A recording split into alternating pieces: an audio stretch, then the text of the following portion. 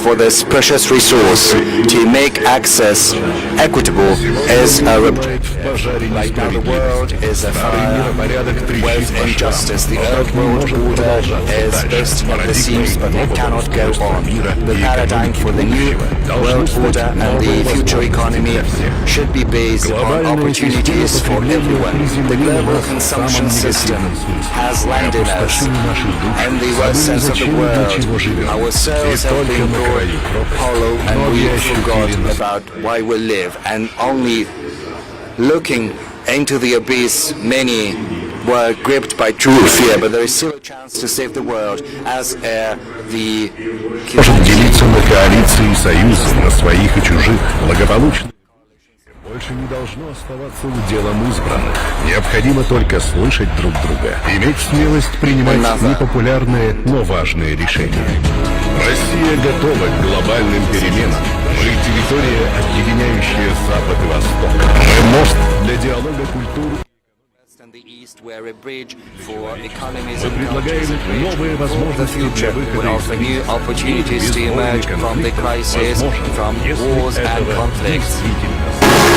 We can do that if we really want it.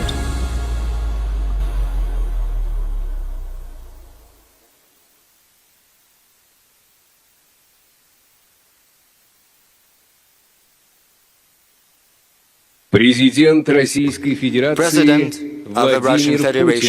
Vladimir Putin, Президент Республики President of the Republic of Kazakhstan, Kassym-Jomart Tokayev. Модератор пленарного заседания Moderating the plenary Маргарита session Симонян. is Margarita Simonyan.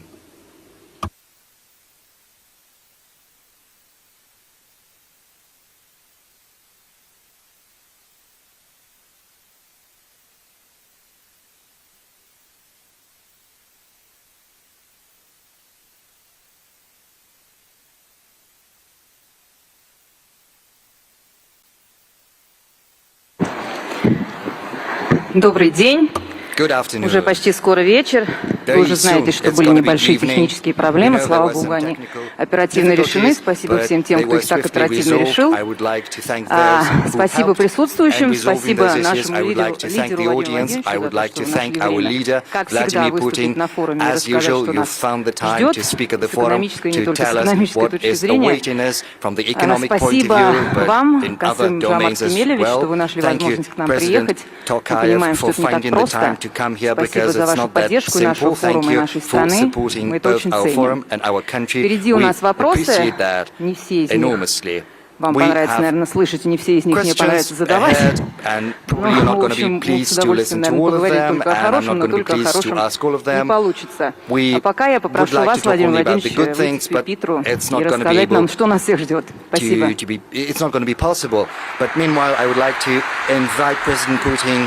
To the podium to speak. Thank you, President Tokayev, friends, colleagues. I would like to welcome the participants and the guests of the anniversary 25th St. Petersburg International Economic Forum. It's taking place in a difficult time for the whole of the economic of the world community. The economy, the markets, the very principles of the global economic systems have come under threat. Many trade, manufacturing, logistical ties earlier disrupted by the pandemic are being tested yet again. Moreover, such key business notions as the goodwill, the sacrosanct nature of property and trust in world currencies have been significantly undermined, unfortunately, by our colleagues in the West, and it was done deliberately for the sake of ambitions to preserve outdated geopolitical illusions. Today, I would like to expound on my view, on the view of the global leadership about the current state of affairs in the global economy. I'm going to dwell on how Russia is acting amid these conditions and how we plan our development in this constantly shifting challenging situation. 18 months ago, I spoke at the Davos Forum and I emphasized once again that the unipolar world order era was over. And I would like to take this issue up once again because it's still relevant, despite all the attempts to preserve the old world order. You know, it's only the natural course of history. Change is the natural course of history, because civilizational diversity of the planet and the richness of cultures can hardly be reconciled with political, economic and other ready-made templates. Templates won't fly there. Templates that are rudely, categorically being imposed from one single center on others. This very idea is flawed. This very idea that there is one, albeit powerful power with a small bevy of close, privileged partners, and all the norms for business community, for international relations when needed are given an interpretation to benefit these countries. So it's a one-way street, as it were, and the world based on such dogmas by its very nature is unstable.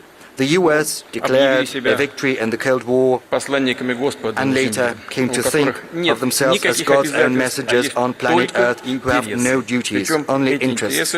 And the latter are declared as sacrosanct. It's as if they choose to ignore that over the recent decade, the planet has seen the emergence and increasing prominence of new powerful centers. Each and every center is developing its own political systems, social institutions, implementing their own economic growth models, and certainly they have the right to protect them and to ensure their national sovereignty.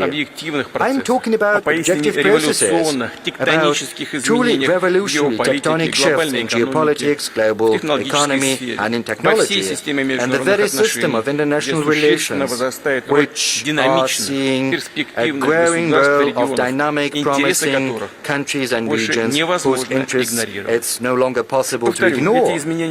I reiterate, these are fundamental, truly revolutionary and inexorable changes. It would be a mistake to think that during these tumultuous changes you can simply sit it out, beating your time, that everything is going to get back to its circuits, that everything is going to be as it was. It won't. And yet, it seems as if the ruling elites of certain Western countries are laboring under precisely these very illusions, choosing to ignore the obvious, persistently clinging to the ghosts of the past. In particular, they think that the domination of the West in global politics and economics is a constant, but nothing is preempting, nothing is eternal. Moreover, our colleagues are not simply denying the reality, they are trying to oppose the course of history, thinking in the past categories, laboring under their own delusions about countries that live outside the so-called golden billion. They think that the rest of the world is periphery, their own backyard, and they still treat those countries as their colonies, and people who live there, well, they are considered to be second-rate, because they think of themselves as exclusive, as something first-rate, and that's why they have this irrepressible desire to economically crush those who break the mold, who refuses to blindly follow.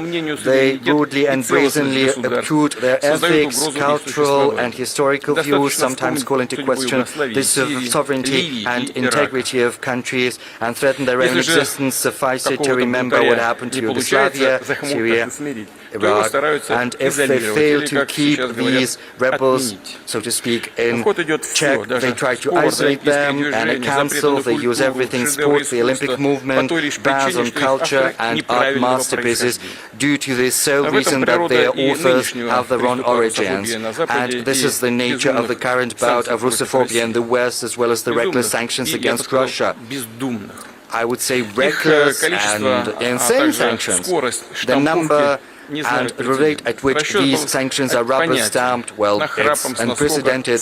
I understand the rationale. They tried to crush Russian economy in one go by force, disrupting business chains, making Western companies leave the Russian market, freezing our assets, dealing a blow to the industry, to finance to the level of life of our people, but it didn't work. The Russian enterprises and government authorities worked in a composed and professional manner. The citizens stand united and they assume responsibility. We're normalizing the economic situation. We stabilized the financial markets, the banking system, the trade system, and we injected liquidity and working capital into the economy to ensure the sustainability of enterprises and companies, employment and jobs. The gloomy predictions with regard to the prospect of the Russian economy that we had in the beginning of spring didn't realize. We understand where this propaganda campaign comes from,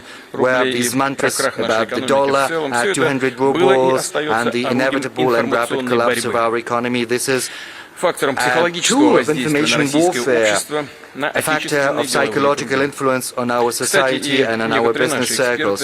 Incidentally, some of our experts fell victim to this external pressure, and their calculation and estimates, they assumed that our GDP would inevitably plummet and ruble would depreciate critically, but the life itself proved wrong, these predictions. But I would like to emphasize that in order to be successful, we need to be frank and realistic in our assessment of the situation. We have to be independent in drawing our conclusions and believe in ourselves. We're a strong nation, strong people, and we are up to any challenge, and as our forefathers we can find a solution to any task, and this is proved by the 1,000 years of history of Russia.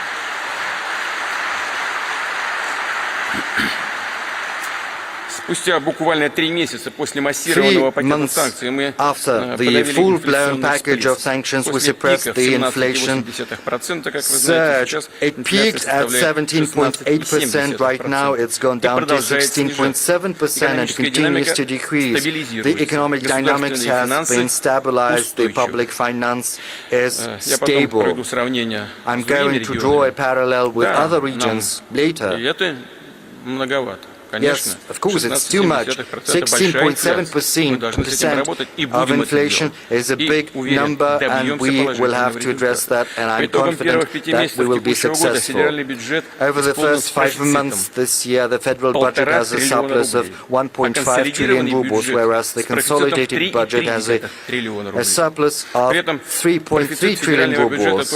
Incidentally, in May alone, the surplus of the federal budget stood at 500 billion rubles, which is 4 times what we saw last year in May. Right now we need to boost production, boost the supply in the domestic market, and based on the growth of supply we have to rebuild and demand and banking lending.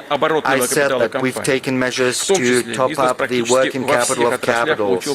Almost in all areas, business has the right to get deferrals and insurance payments over the second quarter this year. Manufacturing capacities have greater opportunities. They can resort to this deferral in the third quarter too. Basically, it is an interest-free loan from the government.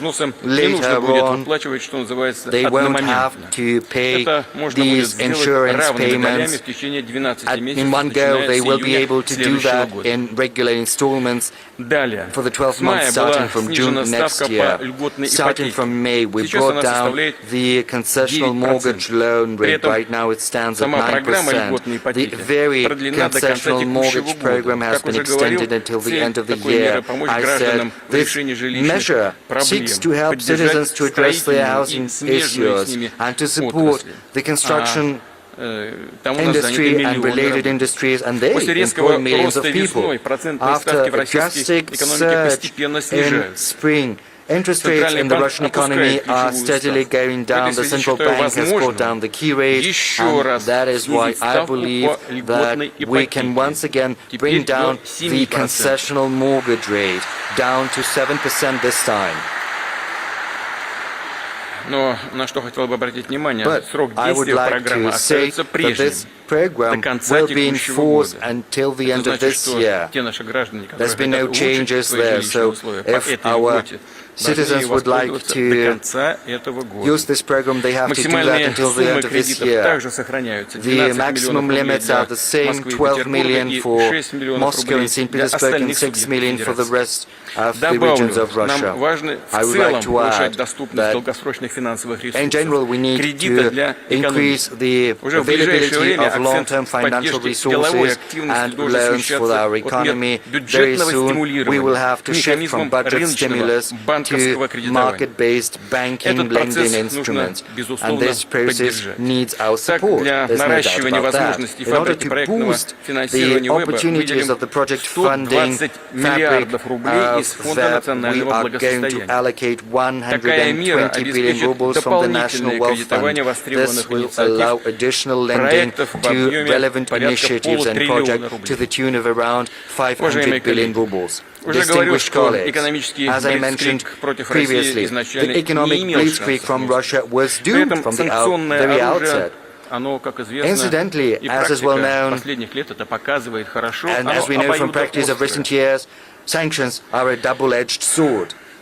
Оно наносит сопоставимый, а то и больший даже урон самим же идеологам и if not greater, конструкторам. damage to И речь the не только о authors текущих and developers of очевидных these последствиях. ideas. Нам And известно, I'm что not just среди talking лидеров about европейских short-term стран на fallout. уровне неформальных We разговоров, know что называется, from украдкой leaders of обсуждается European весьма тревожные countries, from перспективы, informal что talks, санкции могут быть they применены are не discreetly только discussing против alarming России, но и prospects. They против believe любого that sanctions can be неугодного applied государства. not just from Russia, Рано или but поздно from any country that falls out of самих favor. членов Sooner or Евросоюза later, и they can европейских be компаний. used against Пока до the этого very дела members не of the дошло, но EU and европейские European политики companies уже so нанесли far. своей It has not come экономике to this, but the серьезный European удар. economies have Сами already это dealt сделали своими a serious руками. blow to their own Мы видим, economies, как and they did обострились it themselves. социальные и We экономические see проблемы в Европе, да, и в an aggravation of social and economic issues in Как Europe растет and in the стоимость товаров, US. We продуктов see питания, increases in the prices of электроэнергии goods, и food, автомобильного топлива. electricity, as Как well as снижается car качество жизни fuel. европейцев и The standards утрачивается of living of конкурентоспособность Europeans предприятий. are going По down, оценкам their экспертов, enterprises только are losing прямые competitiveness. счетные Experts потери estimate Евросоюза от that the санкционной direct лихорадки за предстоящий год могут estimatable превысить losses 400 of the EU миллиардов from the sanctions долларов. fever over Такова this цена year решения, can be оторванных superior от to реалий $500 и принятых billion. вопреки здравому смыслу. This is the price of издержки these напрямую decisions, divorced from ложатся reality на and taken in население и компании contravention of Евросоюза. common sense. Рост These инфляции в отдельных странах losses are going to еврозоны be уже превысил incurred by the population and 20%. companies of the EU. Inflation in certain countries is already superior to 20%. I've mentioned Страны our еврозоны не inflation проводят rate. никаких But the EU специальных военных операций. countries are not pursuing any special military operations. Инфляция выросла у них. Whereas У них inflation до 20%. over there Да, has у grown грантов даже up to 20%. Самая высокая за 40 последних лет инфляция. It's the Да, highest конечно, record over инфляция the в России last 4 также пока decades. находится на двузначных So far, отметках. Однако inflation мы in уже Russia is still провели in индексацию two-digit numbers, социальных выплат but и we've already пенсий, indexed повысили social benefits минимальный and размер pensions, оплаты труда и brought up прожиточный the minimum wages as well as the защитили тем самым subsistence level, наименее thereby обеспеченных protecting граждан. the А в свою lowest очередь, income высокие citizens. процентные ставки Whereas high позволили interest сохранить rates have сбережения allowed людей в us российской to банковской preserve системе. the savings Конечно, для in представителей Russian бизнеса banks. понятно, высокая Yes, ключевая ставка business understands прижимает that high экономику. interest Понятно. Для rate граждан can suppress всё-таки в the большинстве economy, случаев это but плюс. for citizens Они держат, mostly it's вернули an значительный advantage. объем денег And в a lot банки of под money высокий has been процент. brought back to the banks И в этом at a главное high interest отличие от rate. стран And this Евросоюза, is the где рост main difference инфляции from the напрямую European ведет к снижению countries, реальных доходов where населения inflation и съедает их results сбережения. in loss А of real текущие income. кризисные It eats явления away at ложатся their бременем savings, прежде and всего the на current малообеспеченных граждан. crisis become a Серьезные burden долгосрочные for последствия имеет low-income и рост citizens. издержек европейских The компаний. costs of European Потери ими companies are going российского up, рынка. and this will have Результат здесь long-term очевиден. consequences. Утрата They lose глобальной the Russian market, конкурентоспособности и they will lose системное global снижение темпов роста competitiveness, and there's going to be a европейской экономики. systemic Причем на slowdown годы in вперед. growth rates in the European economy for many years to come. This only exacerbates the profound issues within Western societies. We have problems of our own, that's true. But this is something we have to say because they're only constantly pointing a finger at us, and they've got problems of their own, and this is something I spoke about in Davos. European politicians and the developments of this year will result directly in deeper inequality in these countries. This will drive a wedge even further into their societies, and it's not just about the wealth, but also differences in values between different groups in these societies. So far, these controversies are suppressed and swept under the carpet. Democratic procedures and elections in Europe, sometimes I watch at what's happening there, who arrives in power. It seems as nothing but a facade, because political parties that resemble one another as twins alternate in power, but the very essence remains the same. Real interests of their citizens and national businesses are relegated even further to the background. This loss of touch with reality, with the needs of society, will inevitably result in a recrudescence of populism and a surge in extreme radical movement, as well as social, economic and political changes, as well as degradation and change in elites. You see, traditional parties are constantly losing in elections. New entities emerge, but if they are hardly different from traditional parties, they do not have many chances of success. All attempts at putting a brave face on a sorry business, all discussions about acceptable losses for the sake of fake unity cannot hide one single fact. The European Union has completely lost its sovereignty, whereas its bureaucratic elites are dancing to someone else's tunes, taking everything what's being dictated to them, dealing harm to their population, to their businesses, to their economy. What is also important is that the deteriorating economic situation is not happening over the recent months. I believe this to be of great importance. This is not a result of what happened over the recent months, nor is it the result of the special military operation pursued by Russia in Donbass. Whoever says that is blatantly and deliberately twisting the facts. A strong spike in inflation in commodity markets and goods markets happened long before this year's developments. The world had long been following this path over the recent years due to the reckless macroeconomic policies pursued by the G7 countries. I refer in particular to unbridled emission and accumulation of unsecured debts. And these processes have only accelerated once the pandemic of COVID-19 started back in 2020. Back then, on a global level, we saw a drastic shrinking in supply and demand for services and goods. So what does our special military operation in Donbass have to do with that? There's no relation whatsoever. So without being able to devise or without wishing to devise other recipes to overcome these challenges, the Western economies decided to resort to the crude method of the printing press, printing money. Money supply over the last 2 years increased by 38% to the tune of $5.9 trillion US. As for the sake of comparison, just a handful of countries across the world can boast a bigger GDP, whereas the money supply in the Eurozone has also drastically increased by around 20%, that is, by around 2.5 trillion euros. Recently, I'm sorry.